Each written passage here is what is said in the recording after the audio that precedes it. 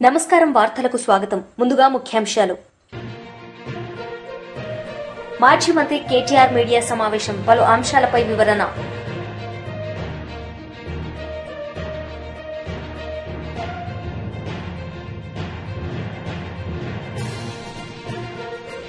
మాజీ మంత్రి బొత్స సత్యనారాయణ మీడియా సమావేశం, పలు అంశాలపై వివరణ.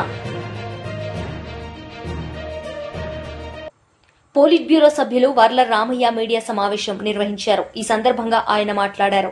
ఏమైంది, ఆయన రోజు ఉపయోగించుకునే కమోడ్, బంగారు కమోడ్ ఉపయోగించిన వ్యక్తి ఈ రోజు అందరూ ఉపయోగించే 1-2కు ఉపయోగించే ఆ పనికి మాలిన దుర్వాసన వెదజల్లే ఆ బాత్రూంలో ఉన్నాడు. అర్థమైందా రాజా? అర్థమైందా? మీ రోజమ్మ గారు అడుస్తుంటారు, అర్థమైందా రాజా? నేనంటున్నా, రోజమ్మ గారు అర్థమైందా రాజా? అందుకేనంటున్నా, ఎందుకు భుజాలు తడుముకుంటున్నావు? ఎందుకు నీ పత్రికలో, నీ ఛానల్లో అవినీతి మాకు సంబంధం లేదు, కావాలని చంద్రబాబు గారి ప్రభుత్వం రాస్తుందన్న. కావాలని రాయటం అంటే ఏం బుర్రలేదా మీకు? బుర్రలేదా మీకు? మీకేం అడ్వకేట్స్ లేరా? మీకేం న్యాయవాదులు లేరా? సిట్ దర్యాప్తు చేస్తూ ఉంటే ఫస్ట్ రిమాండ్ రిపోర్ట్లోనే దే హ్యావ్ క్లియర్లీ మెన్షన్ 3,200 కోట్ల రూపాయల అవినీతి జరిగింది, ఇంకా దర్యాప్తు పెండింగ్లో ఉంది. Their line of investigation first case diary అంటారండి.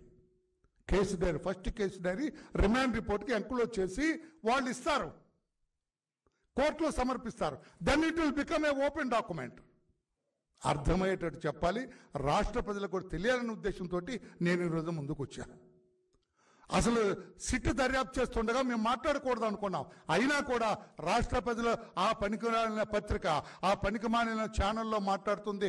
ఒకవేళ నిజమనుకుంటారేమో, కాదు, అబద్ధాలు ప్రచారం చేస్తున్నారు వాళ్ళు అని చెప్పాలనే ఉద్దేశంతో మీ ముందుకు వచ్చాను నేను. లిక్కర్ స్కామ్లో 3,200 కోట్ల రూపాయలు అవినీతి జరిగింది. సిట్ దర్యాప్తు చేపట్టాము. ఈ కసిరెడ్డి అని అతన్ని మేము అరెస్ట్ చేసాం, అంతా తానే అని వాళ్ళ కేసు డైరీలో మెన్షన్ చేయటం జరిగింది. కసిరెడ్డి నిర్దోషి అంటుంది జగన్మోహన్ రెడ్డి గారి వాయిస్. ఏవండి పాత్రికేయ సోదరులారు, మీరందరూ కూడా మీరందరూ నిష్ణాతులు. మీరు దుబాయ్ నుంచి మారు పేరుతో, దొంగ పేరుతో వచ్చి ఇక్కడ దొరికాడు వాడు ఎక్కడ నిజాయితీ పడ్డ అవుతారు సార్? కామన్ మామూలు ఇద్దరు మాట్లాడుకుందాం, సామాన్యులు ఇద్దరు రిక్షా వాళ్ళు మాట్లాడుకో. మారు పేరులో విమానంలో ప్రయాణం చేసి దుబాయ్ నుంచి ఎయిర్పోర్ట్లో ఎవరికి దొరకకూడదని వచ్చిన వాడు నిజాయితీ పడ్డా జగన్మోహన్ రెడ్డి గారు మీ ఉద్దేశంలో? దుబాయ్ ఎందుకు వెళ్ళారు? అందరూ దుబాయ్ ఏంటి కేంద్రీకృతం? ఏముంది దుబాయ్లో? ఏముందిరా అక్కడ? అందరూ అటే పరిగెత్తుతున్నారంట. సునీల్ కుమార్ దుబాయ్ వెళ్తాడు ఎవరికి చెప్పకుండా, కసిరెడ్డి దుబాయ్కి వెళ్తాడు, గోవిందప్ప, బాలాజీ గోవిందప్ప దుబాయ్ కేంద్రం, ధనుంజయ రెడ్డి గారు ఆ భార్య అక్కడి నుంచే బంగారం కొనుగోలు చేసి ఇక్కడికి వస్తారు. ఏముందయ్యా దుబాయ్లో? ఏంటి దుబాయ్ ఏంటి? ఏముంది దుబాయ్లో? అది కూడా దర్యాప్తు జరుగుతుంది. దుబాయ్లో దర్యాప్తు జరిగితే రాజా, అటు సిట్ దెబ్బ, ఇటు దుబాయ్ ప్రభుత్వం దెబ్బ. దుబాయ్ ప్రభుత్వం ఊరుకోదు కదా సార్, నువ్వేవాడు రా, ఇక్కడ తెచ్చి ఇక్కడ పెట్టావేంట్రా నువ్వు, ఇంత ఎక్కడది రా ఇది నీకు అని వాళ్ళు ఎంక్వైరీ చేస్తారు కదా. అటు చెంప దెబ్బ, గోడ దెబ్బ రెండూ తప్పవు రాజా అని నేను తెలియజేస్తాను. నేను ఎవరి పేరు చెప్పట్లేదండి. రాజా అంటే మీరు ఎవరైనా ఊహించుకోండి. ఎందుకు నువ్వు నీ పత్రికల్లో ప్రజల్ని తప్పుదారి పట్టిస్తున్నావు? వాళ్ళు దర్యాప్తు చేసిన నిష్ణాతులైన అధికారి బృందం దర్యాప్తు చేసి కోర్టుకి వాళ్ళు రికార్డు సమర్పిస్తూ ఉంటే నీకేదన్నా నిర్దోషుల్ని పోలీసులు సిట్టు రూపేణా అరెస్టు చేసి అనిపిస్తే కోర్టు మాజీ మంత్రి కేటీఆర్ మీడియా సమావేశం నిర్వహించారు. ఈ సందర్భంగా ఆయన మాట్లాడారు. ఆ ఫైర్ సర్వీస్ వాళ్ళు కూడా మాకు మాస్క్ లేదు కాబట్టి లోపలికి పోలేకపోతున్నామంటే ఇంతకంటే అన్యాయం ఉంటుందా? అట్లే వచ్చిన అంబులెన్స్ లో కూడా మాస్కులు పెట్టకపోతే, ఎందుకంటే ఎప్పుడైనా అగ్ని ప్రమాదంలో ఆ పొగతోని ఊపిరాడదు, ఆ ఊపిరాడకనే ఊపిరి పోతుంది, ప్రాణాలు పోతాయి. అట్లాంటప్పుడు ఆక్సిజన్ మాస్కులు లేకుండా, అట్లాంటప్పుడు వచ్చిన అంబులెన్స్ లో కనీస సౌకర్యాలు లేకుండా వస్తే ఎట్లా? ఆ సౌకర్యాలు ఆ ఫైర్ ఇంజన్ లా అంబులెన్స్ లో ఉంటే కొన్ని ప్రాణాలు బతుకుతుండే, కొంతమంది అన్న మా వాళ్ళు బతుకుతుండే అనే బాధ. ఇలా రాజకీయం లేదు, ఎవరిని తిట్టేది లేదు. కానీ ఒకటి మాత్రం వాస్తవం, ఇంత లాపర్వా ఉంటే మాత్రం ప్రజల ప్రాణాలు మల్లబోయే ప్రమాదం ఉంది. వాళ్ళు ఎంత గొప్ప వాళ్ళంటే, ఒకటే కుటుంబంలో 17 మంది చచ్చిపోయినాక కూడా వాళ్ళు అంటున్న మాట ఏంది ఇక్కడికి వచ్చినాకంటే, ఎవరిని తిడతలేరు, వాళ్ళు రాజకీయం చేస్తలేరు, ఎవరిని ఫలానా వాళ్ళు మంచోళ్ళు కాదు చెడ్డోళ్ళు అంటలేరు. మాకు ఇక్కడుండే హిందువులు సాయం చేసిండ్రు, ఇక్కడుండే ముస్లింలు సాయం చేసిండ్రు, అందరు వచ్చిండ్రు, అందరు సహాయపడ్డారు, అందరు కాపాడిండ్రు. కానీ మాకు జరిగింది ఇంకొకరికి జరగద్దు. కనీసం ఇప్పుడన్నా ప్రభుత్వం మేల్కొనాలే, ఇప్పుడన్నా ముందుకొచ్చి ఈ రాష్ట్రంలో, ఈ నగరంలో మళ్ళొక్క ప్రాణం ఫైర్ యాక్సిడెంట్ లో పోకుండా కాపాడండి సార్, మాకు అంతకంటే ఏమొద్దు. దయచేసి మీరు వచ్చిండ్రు సంతోషంగానే, భవిష్యత్తులో ఇట్లా కాకుండా చూసుకోండి అని ఒకటే ఒక్క మాట వాళ్ళు చెప్తున్నారు. నేను ప్రభుత్వాన్ని కూడా అడిగేది ఒకటే, మీరు దయచేసి రాజకీయాలు నడుస్తూనే ఉంటాయి, తిట్టుకునుడు, మనం అసెంబ్లీలో తూకిత్తా అంటే మైకిత్తా రోజులో నడుస్తూనే ఉంటుంది, మేము దాని గురించి రాలే. కానీ ఇప్పుడన్నా ఎండాకాలం వచ్చిందంటే మున్సిపల్ మంత్రి కానీ, మున్సిపల్ అధికారులు కానీ, పోలీసు వాళ్ళు కానీ, ఫైర్ ఇంజన్ వాళ్ళు కానీ ఓ రివ్యూ పెట్టుకోవాలి, సమీక్ష చేయాలి, ఎక్కడ ప్రమాదం జరుగుతుంది. ఎందుకంటే ఇది densely populated area. Old city అంటే ముఖ్యంగా చార్మినార్ అంటే ఎక్స్ట్రీమ్లీ డెన్స్లీ పాపులేటెడ్ ఏరియా.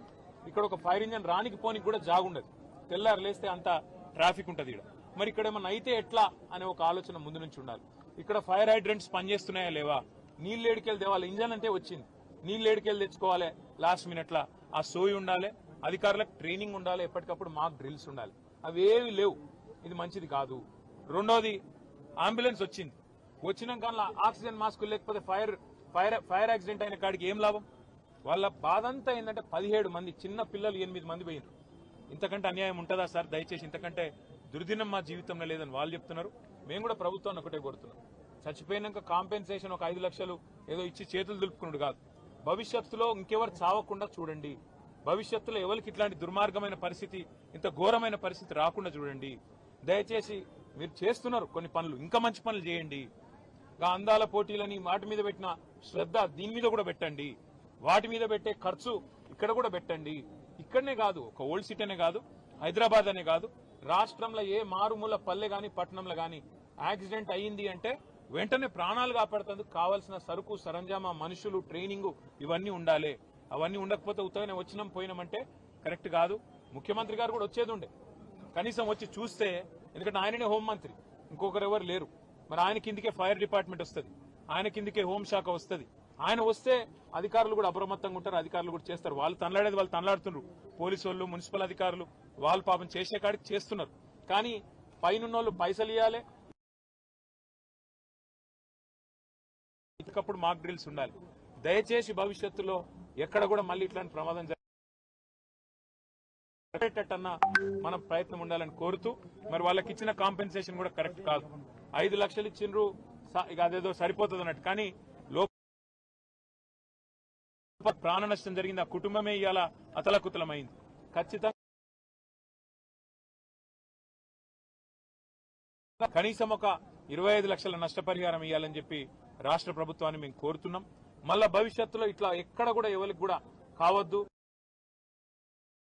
సంబంధించి కూడా ప్రభుత్వం కొంత ఏదన్నా వాళ్ళకి మినహాయింపు ఇవ్వాలి, ఆ కుటుంబం కండగా నిలబడాలని కోరుతూ, ఇలా మేము రాజకీయాలు మాట్లాడడానికో ఎవరన్నా తిట్టేందుకు మేము రాలేదు. కేవలం ఇది మళ్ళా జరగద్దు, ఇంకెవరికి జరగద్దు, ఈ కడుపు కోత ఇంకెవరికి మిగలొద్దు అని మాత్రమే ప్రభుత్వానికి మేము విజ్ఞప్తి చేస్తూ, మీ అందరు కూడా हमारे जितने यहाँ भाई है बहुत इसमें आज यहाँ पे आने के बाद एक दर्दनाक एक मतलब दिल आज हमारा यहाँ पे आने के बाद, इनसे मिलने के बाद, हमारे भाइयों से मिलने के बाद, अग्रवाल फैमिली जो यहाँ पे 17 उनके घर वालों को खो लिए, वो उनको मिलने के बाद हमारे पास कोई शब्द भी नहीं है उनको कुछ कहने के लिए, क्योंकि इतना बड़ा सदमा शायद किसी को नहीं, आज तक किसी को नहीं पहुंचा हैदराबाद में।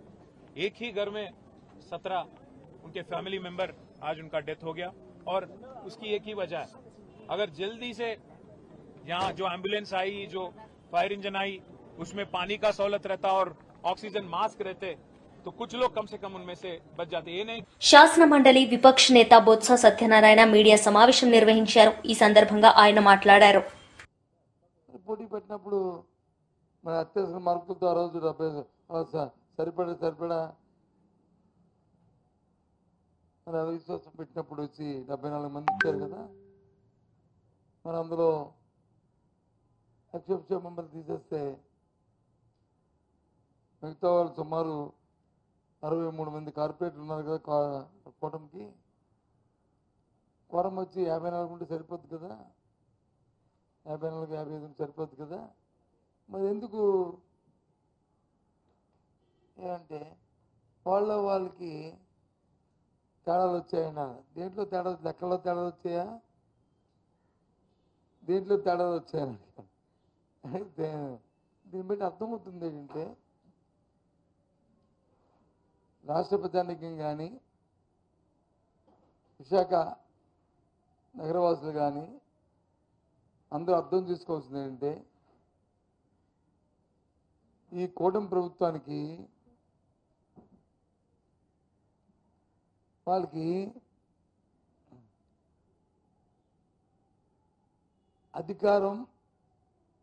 అధికారంతో పాటు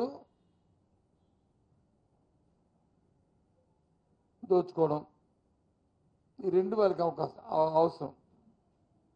ప్రజల తాలూకా మంచి పరిపాలన చేయాలి, చూడాలి అనే ఆలోచన లేదనిపిస్తుంది. అది అంటే నాకు డిప్యూటీ మేయర్ వస్తే, లేదు నాకు మేయర్ వస్తే, లేదు నాకు ఇంకో పదవి వస్తే దాంతో అధికారం చెలాయిద్దాం, లేదు దాంతో దోచుకుందాం. దేనికోసమైనా ఎదుగుతాం. నిజంగా ఆ పార్టీకి తెలుస్తుంటే, ఆ కూటమి పార్టీలకి కానీ తెలుస్తుంటే ఎవరికి ఇచ్చుకోండి, మాకు అనవసరం సబ్జెక్టు, మాకు సంబంధమైన అంశం. కానీ పార్టీలు ఇదేంటి, ఎవరు నవ్విపోతారు. సుమారు 63 మంది కార్పొరేటర్లు ఉంటే దగ్గర 20 మంది కార్పొరేటర్లు వచ్చి డమా కొట్టిస్తారు. అంటే పార్టీకి పట్టలేదు, ఎంతసేపు సింగిల్ పాయింట్ ఎజెండా అనేది అర్థమవుతుంది. కాబట్టి చాలా దురదృష్టకరం. ఇవాళ విశాఖపట్నం కార్పొరేషన్ సంబంధించిన ఎన్నికల్లో జరిగిన పరిణామం. దీన్ని బట్టి నేను మళ్ళీ చెప్తున్నాను, ఈ కూటమి ప్రభుత్వానికి అధికారమే ముఖ్యం తప్ప అది ప్రలోభపెట్టుకుని అవినీతి కార్యక్రమాలు చేయడమే తప్ప, దోపిడీ చేయడమే తప్ప ప్రజల సంక్షేమం కానీ ప్రజల తాలూకు అభివృద్ధి కానీ వీరికి అక్కర్లేదు అనేది ఈ ఎన్నిక స్పష్టం చేస్తుంది. దానికోసమే ఎక్కడ చూసినా సరే రాష్ట్రంలో సంఖ్యాబలం లేనప్పటికి కూడా ప్రభుత్వం తాలూకా అధికార దర్పంతో అధికార దుర్వినియోగం చేస్తూ పోలీసులు అడ్డబెట్టుకొని సాక్షాత్ ఎన్నికల కమిషన్ ఇచ్చిన ఉత్తర్వులను కూడా బేఖాతరు చేసి కృష్ణా జిల్లా లాంటి మున్సిపాలిటీల్లో దౌర్జన్యం చేస్తూ ఇవాళ పదవుల కోసం చేస్తున్నారు. ప్రజాస్వామ్యాన్ని అపాస్పాలు చేస్తున్నారు. ప్రజాస్వామ్యాన్ని అపాస్పాలు చేస్తున్నారు. ఇది వాస్తవం. ఇది చాలా దురదృష్టం. సంవత్సర కాలమైంది ప్రభుత్వం వచ్చి. ఈ సంవత్సర కాలంలో వ్యవస్థలన్నీ కూడా శాంతిశీలు అయిపోయాయి. ఏ వ్యవస్థ కూడా చట్ట ప్రకారం రాజ్యాంగ ప్రకారం నడుచుకోవట్లేదు. అన్ని వ్యవస్థలు కూడా వాళ్ళ ప్రభుత్వం తాలూకా గుప్పిడిలో పెట్టుకొని చట్టాన్ని చుట్టంలో చూసుకుంటున్న పరిస్థితులు వచ్చాయి. ఇప్పుడు చాలా దురదృష్టం. ఇది వ్యవస్థకి నష్టం, ఇది సమాజానికి నష్టం. ఇలాంటి పరిణామాలని చెప్పి మీ ద్వారా తెలియజేస్తాం. జరుగుతున్న పరిణామాలన్నింటినీ కూడా తీవ్రంగా మా పార్టీ ఖండిస్తుంది. నాకు అర్థం అవ్వలేదండి. ఎన్నికల ముందు వచ్చి చంద్రబాబు నాయుడు గారు కూటమి పెద్దలందరూ కూడా ఎంత అట్టాసంగా సూపర్ 6 అన్నారు. వైసీపీ లీడర్ మీడియా సమావేశం నిర్వహించారు. ఈ సందర్భంగా ఆయన మాట్లాడారు. పత్రికల్లో రాసేటటువంటి కార్యక్రమం ఇవన్నీ వాళ్ళకి ముందు నుంచి ఉన్నటువంటి అలవాటే కాబట్టి వాళ్ళు తుపాకీతో బెదిరించి ఏదైతే మార్గదర్శక చిట్ ఫండ్స్ షేర్లని అక్రమంగా సంతకాలు పెట్టించుకున్నటువంటిది ఉంది కాబట్టి సో అందరూ అలానే చేస్తారనేది వీళ్ళు ప్రొజెక్ట్ చేయాలనేటటువంటి ఆలోచన. ఈ మార్గదర్శి చిట్ ఫండ్స్ ఏదైతే జీజే రెడ్డి, ఆ జీజే రెడ్డి గారి దగ్గర ముందు ఈయన ఉద్యోగస్తుడిగా జాయిన్ అయ్యాడు. అది కూడా కమ్యూనిస్ట్ పార్టీకి సంబంధించినటువంటి నాయకుడు ఎవరైతే కొట్టపల్లి సీతారామయ్య గారు సిఫార్సు చేస్తే ఈ చెరుకూరి రామయ్య, తన పూర్తి పేరు చెరుకూరి రామయ్యల్లా చెరుకూరి రామోజీరావు అయిపోయాడు. చెరుకూరి రామోజీరావు వల్ల ఏదైతే ఈయన కంపెనీలో ఉద్యోగం చేరాడు. చేరిన తర్వాత 2 సంవత్సరాల్లోనే ఈయన ఒక వ్యాపారాన్ని చిట్ ఫండ్ సంస్థను స్టార్ట్ చేస్తున్నా అని చెప్పి జీజే రెడ్డి గారి దగ్గర డబ్బులు దాంట్లో ఇన్వెస్ట్ చేయించాడు. చేయించిన తర్వాత ఆయన జీజే రెడ్డి గారు అప్పటికే ఉన్నత స్థాయిలో ఉన్నటువంటి వ్యక్తి. జీజే రెడ్డి గారికి అనేక కంపెనీలు ఉన్నాయి. ఆయన చెకోస్లోవేకియా అనేటటువంటి కంట్రీలో ఉన్నాడు. ఆయన కంట్రీలోనే అక్కడే చనిపోవడం జరిగింది. చనిపోయిన తర్వాత వాళ్ళ కుమారులు వచ్చి 2 కొడుకులు ఆయన వచ్చి వాటాలు అడుగుతుంటే ఆయన దగ్గర ఉన్న షేర్లు 288 షేర్లు వాళ్ళవి ఉన్నాయి. అడిగితే ఆయన రూమ్లో కూర్చోబెట్టి ఏదైతే వాళ్ళ కుమారుడిని నీ తుపాకీ పెట్టి నువ్వు సంతకం పెట్టు, లేదు నిన్ను ఎక్కడ ఎవరుగా పడతాడో చూస్తా, ఈ ప్రభుత్వం కాదు ఏ ప్రభుత్వంలో అయినా నేను చెప్పినట్టుగా నడుస్తుంది, సో ఖచ్చితంగా నువ్వు సంతకం పెట్టకపోతే కుదరదు అని చెప్పి బెదిరిస్తే ఆయన తుపాకీతో బెదిరించి నేను చంపేస్తానని బెదిరిస్తే ఆయన సంతకాలు చేసినటువంటి పరిస్థితి ఫామ్ SH4 దానికి సంబంధించి ఆల్రెడీ వాళ్ళు కంప్లైంట్ ఇచ్చారు. ఆ complaint FIR కాపీలో A1 Ramoji Rao, A2 Shailaja Kiran, ఇది కిరణ్ గారు. సో ఇది రాయాలి కదా మీరు. ఇలా తుపాకులతో బెదిరించినటువంటి సంస్కృతి మాది, మా బతుకులంతా ఇలానే ఏడ్చినాయి. సో మేము ఇలానే బెదిరించి అన్ని వ్యాపారాలని లాక్కుంటాం. రామోజీ ఫిలిం సిటీ కూడా అట్లానే, ఆ రామోజీ ఫిలిం సిటీని ఆ చుట్టుపక్కల ఉండేటటువంటి గ్రామాలకి ఆ రోడ్లు కూడా ఈ రోడ్లోంచి వెళ్ళనీయకుండా మొత్తం చుట్టుపక్కల తిరిగేదాకా చేసాం. సో అక్కడ ఉన్నటువంటి భూములన్నీ అలానే లాక్కున్నాం. సో ఇది కదా మీరు రాయాల్సినటువంటి రాత. ఇది రాయకుండా నిరంతరం జగన్మోహన్ రెడ్డి గారి మీద బురజల్లుతూ ప్రతిరోజు ఏదో ఒక వార్త. మీరు రాయాల్సింది మద్యం సీసాల వైకాపా మాఫియా అని కాదు, చంద్రబాబు కోసం గుడ్డలొప్ప తీసుకొని నగ్నంగా నిలబడ్డ పత్రికా మాఫియా అని రాయండి. చంద్రబాబు నాయుడు కోసం నడి రోడ్డు మీద నగ్నంగా ఏ పనైనా చేయడానికి సిద్ధపడ్డాం, పత్రిక ముసుగేసుకున్నాం, పేరుకు జర్నలిజం, చేసేదంతా బ్రోకరిజం అని చెప్పి రాయాలి. మీరు మీ బతుకులు. ఇంకొక వార్త చూస్తే నకిలీ పేరుతో మోనికా బేడీకి పాస్పోర్టు, అది రాసి కృష్ణమోహన్ రెడ్డి తహసీల్దార్గా ఉన్నప్పుడే జారీ అని చెప్పి కృష్ణమోహన్ రెడ్డి గారి ఫోటోను మోనికా బేడీ గారి ఫోటో పక్కన వేశాడు. సిగ్గుండాలి కదా, మనిషి పుట్టకు పుడితే ఇలాంటి రాతలు రాస్తారా? సిగ్గు, శరం, మానం, మర్యాద మొత్తం అవన్నీ ఉంటేనే కదా వదిలేయడానికి, అసలు లేవు కదా మీకు. సో చంద్రబాబు నాయుడు ఏం చెప్తే దానికోసం రాయాలి. అంటే కృష్ణమోహన్ రెడ్డి గారు తహసీల్దార్గా ఉన్నప్పుడు ఆమెకి రెసిడెన్షియల్ సర్టిఫికేట్ ఇష్యూ అయితే కృష్ణమోహన్ రెడ్డి గారికి ఏం సంబంధం? మినిమం సెన్స్ కూడా ఉంటుందా రాసేటప్పుడు? అంటే తహసీల్దార్ ఇస్తాడా? కింద వెళ్ళి తహసీల్దార్ వాళ్ళ ఇంటికి వెళ్ళి ఆ ఇంట్లో ఈ అమ్మాయి ఉందా, లేదా ఏ అబ్బాయి అన్నాడు, లేదంటే ఆ ఇంట్లో ఏమన్నా ఫ్రిడ్జ్ ఉందా, ఏసీ ఉందా, లేదంటే ఆ ఇంట్లో విస్తీర్ణం ఎంత ఉంది అని చెప్పి తహసీల్దార్ వెళ్ళి ప్రతి ఇంటికి వెళ్ళి చెక్ చేసి రెసిడెన్షియల్ సర్టిఫికేట్ ఇస్తాడా? VROను RI ఇస్తారా? ఈ మాత్రం ఇంగిత జ్ఞానం లేకుండా పత్రిక నడుపుతున్నా. ఏం చదువుకున్నావు? ఫస్ట్ నువ్వు చదువుకునే రాస్తున్నావా? లేదు బురదల్లాలి కాబట్టి ప్రతిరోజు ఇదే వార్తల.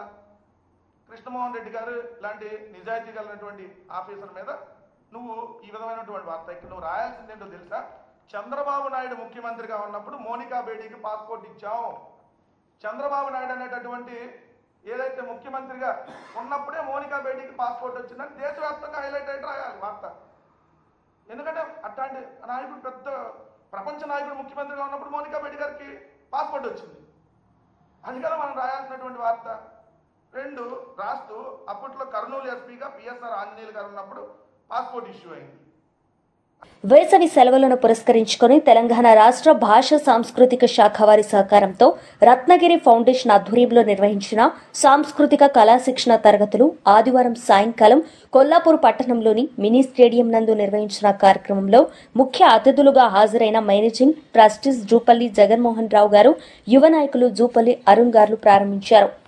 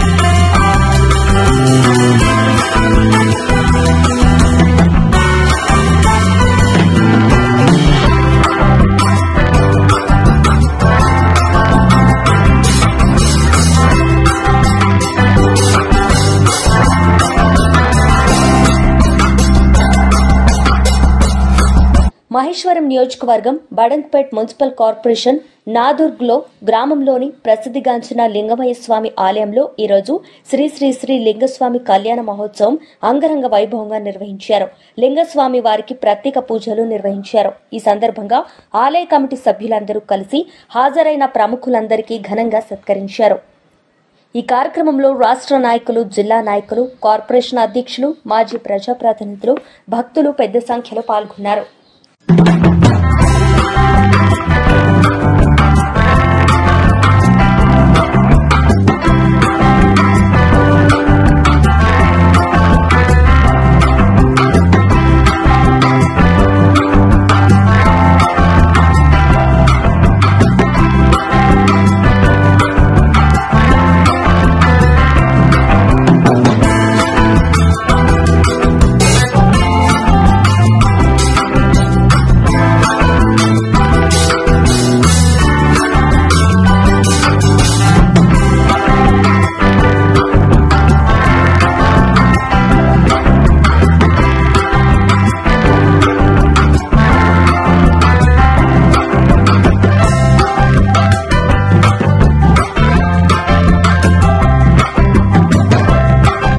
వార్తలు ముగించే ముందు ముఖ్యాంశాలు మరోసారి.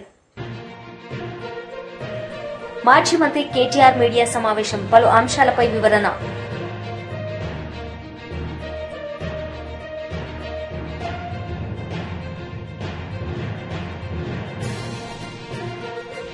మాజీ మంత్రి బొత్స సత్యనారాయణ మీడియా సమావేశం, పలు అంశాలపై వివరణ. ఈ వార్తలు ఇంతటితో సమాప్తం. తిరిగి ప్రసారమయ్యే వార్తల్లో మళ్ళీ కలుద్దాం. అంతవరకు సెలవు. నమస్తే.